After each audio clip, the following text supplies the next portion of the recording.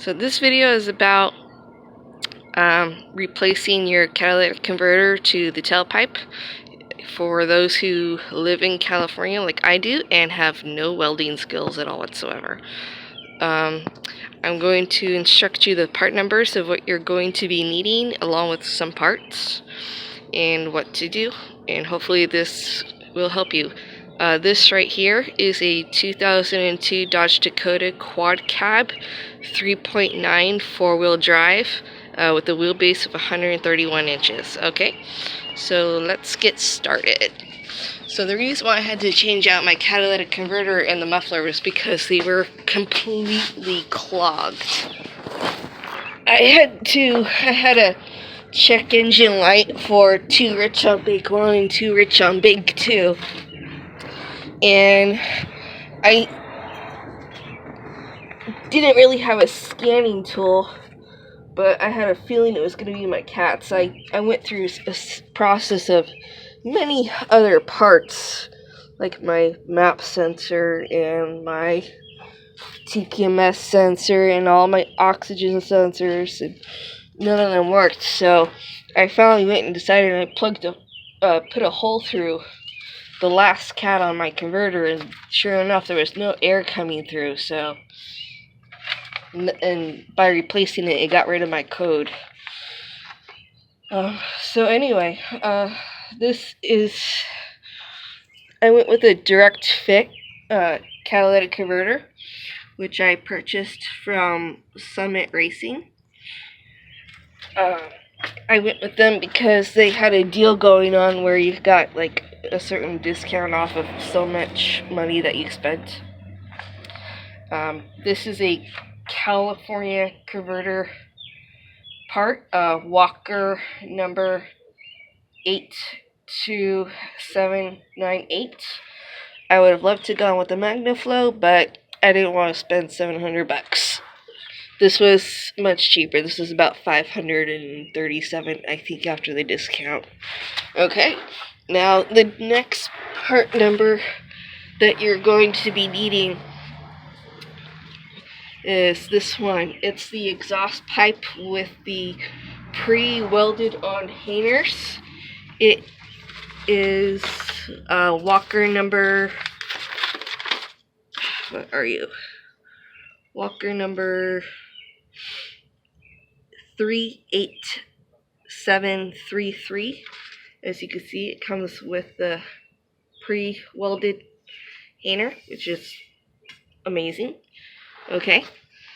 After that is my Flowmaster muffler. Okay, so I got rid of the OEM version because I wanted something a bit louder. I can tell you this right now. When idling, this truck is very quiet with this muffler.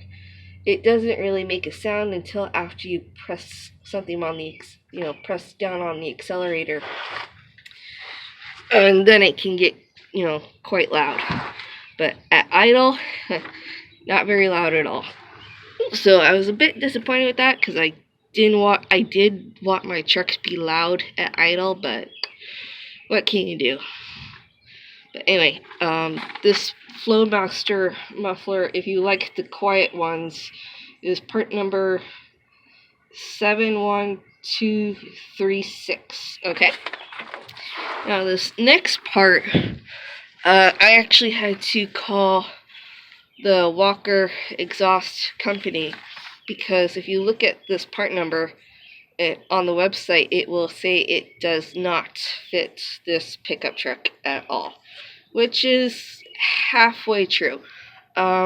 So because of the fact that I went with the shorter muffler, I had to find a way to connect the muffler to the tailpipe.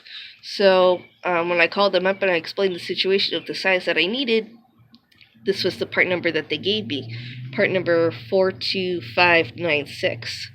Now the reason why they gave me this part number was because it was exactly what I needed, which was a 2.5 inch outward end on one side, and then a 2.5 inch inward on the other. okay, because I needed it to connect the muffler to the tailpipe. Alright, the only thing that I had to do in order to get this part to work was to cut off on the smaller end about I think it was like 2.5 inches. Yeah, I had to cut off about 2.5 inches in order for this part to fit correctly, okay? And make sure when you do cut it off, make sure you cut it off at the smaller end, not the larger end, because the smaller end will go into the muffler, while the larger end that you're going to be needing will connect to the tailpipe, okay? And the next is the tailpipe, which is also a walker, part number 54417. Alright, when I installed this, I had to have help, so my brother went and he held this end of the tailpipe upward while I had to flush the muffler to the truck, okay? I wanted it flushed, not up and down, so, because I didn't want to hit anything. I didn't want to hit this in case if I went four-wheeling with it. And, you know, there's still plenty of room, you know, in between. So anyway, so now, the other parts that you're going to be needing, first off, you want to get this gunk stuff right here. This is Permatic's muffler tailpipe sealer. It's a red squeeze bottle, part number 80335, okay? Now, when dried up, this stuff is like cement, okay? It's really, really hard, alright? And this is a great way to seal up all those extra holes without welding, okay? Because like I said, I have no welding skills and I live in California. So this right here is a fantastic substitute, and it's been working great for me. And then for the U-bolt clamps, you can get the Walker U-bolt clamps, which cost somewhere between $4 and $7 from what I can tell. Make sure you get the 2.5 inch version, okay? Because you're gonna need 4 of these, alright? If you do the way that I did, okay? But I went with the Nixon U-bolt clamp because they were I found them for $1.49 each at CarQuest. So that's the way that I did. It saved me a lot of money doing it that way. And the part number for the U-bolt system is U212. All right. Like I said, Dixon U212. All right. So that's what I got. And then the last thing that you're gonna need, in case if you want to get new exhaust pipe insulators or hangers, as you might call these things right here. You could pick them up online, eBay. I picked them up at a store called autopartscart.com. Cart spelled K-A-R-T, okay? I found them for $4.03 each, and I had to also purchase tax and shipping as well. So you're going to need 4 of these as well, okay? So you're going to need 4 of these and 4 of these, especially if you go with this intermediate pipe number, okay? Which you would, like I said, have to cut. So anyway, yeah, the only thing that you have to recall when installing the cat back over here is that you're gonna have to take this crossbar off, okay?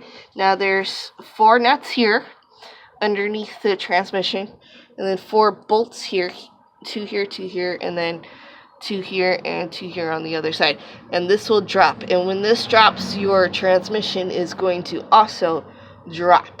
Now, in order for me to reinstall this, I had to use my 2.5 ton car jack, or no, I think it's 3 tons. Yeah, I have a 3-ton car jack, alright, which I purchased at Pep Boys. And that helped me reinstall this because, you know, it was hard to line this sucker up. But I did manage to do it on my own. So anyway, that will lift the transmission back up as you install it, okay? So that's it. I hope this helps you, because I had to do weeks of research to make sure it was California legal. I called a lot of shops, I called a lot of friends, and I also called, you know, plenty of smog shops as well to make sure I did everything right. So anyway, I hope my research is helping you for later if you need to do what I did and replace the whole system. Okay? Have a good day. Bye.